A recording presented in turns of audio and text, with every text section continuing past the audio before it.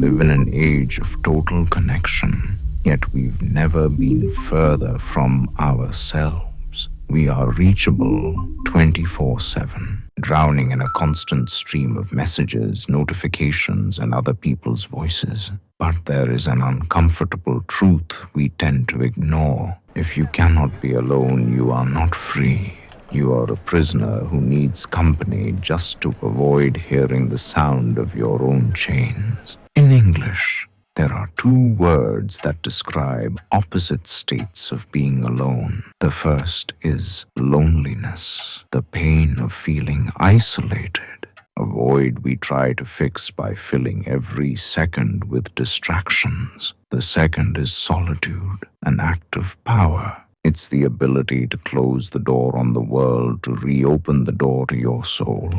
Loneliness is a lack. Solitude is a fullness. Today we aren't here to learn how to be sad.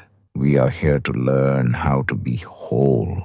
Because if you don't know how to be alone, you will always belong to anyone who makes you feel slightly less empty. The noise isn't just traffic or the music in your headphones. The noise is the weight of society's expectations, the unsolicited advice from relatives, the perfect lives you scroll through on your screen. It's a constant hum telling you who you should be, what you should buy, and how you should feel. When you are constantly surrounded by noise, your true identity is suffocated. You become a mosaic of other people's pieces, thoughts that aren't yours, borrowed desires, inherited fears. Solitude is the only filter capable of purifying this system. Only when you are alone does the mud of the noise settle at the bottom, and the water of your mind becomes clear again. It is there, and only there, that you can understand where others end and where you begin. Without this sacred space, you aren't living your life. You are acting out a script written by strangers.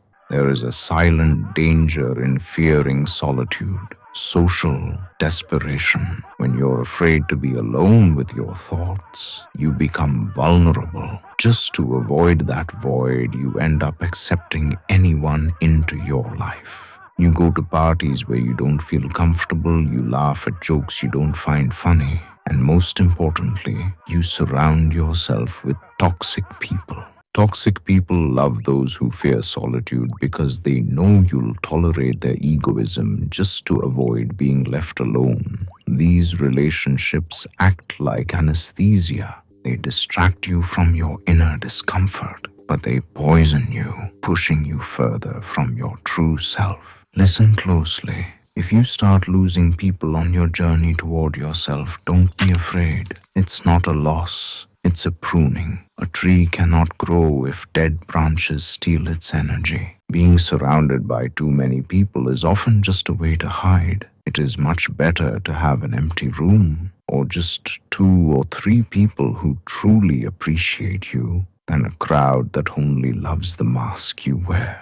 The value of your life is not measured by the number of contacts in your phone, but by the quality of the silence you can share with those who stay. I want to share something personal. For years, I looked at certain self-growth practices with skepticism, almost with annoyance. I'm talking about journaling. I hated the idea of sitting down and writing. I hated having to name what I was feeling. I told myself it was a waste of time, but the truth was, I was hostile because I was afraid. Writing means looking in the mirror without filters. I started because I had to. I felt like I was suffocating, like I had too many tabs open in my brain and the system was about to crash. I discovered that writing is a brain dump.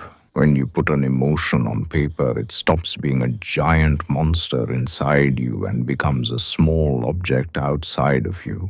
You can look at it and say, "Oh, there you are." If you are hostile toward it, like I was, try it for that very reason. That resistance is the sign you have something huge to release. Solitude is where real growth happens. You don't grow at a party. You grow in the silence of a room. When you analyze your mistakes without making excuses, you grow when you learn to be enough for yourself. Imagine your identity as a sacred garden. If it's always open to everyone, people will trample the flowers and leave trash behind. Solitude is the fence that protects your space. It allows you to decide what to plant and who is worthy of being invited inside. Learning to be alone is the most powerful life insurance you can have. If you know how to be with yourself, you will never fear the future.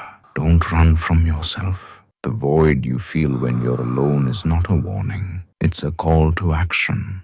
Tonight, when you turn off the lights, don't reach for your phone. Stay in that darkness for a moment. Feel your breath.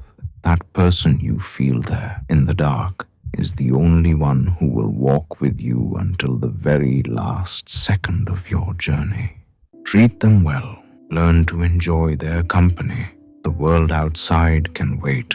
You, however, can no longer afford to keep yourself waiting. Be your own best friend, not your own worst stranger.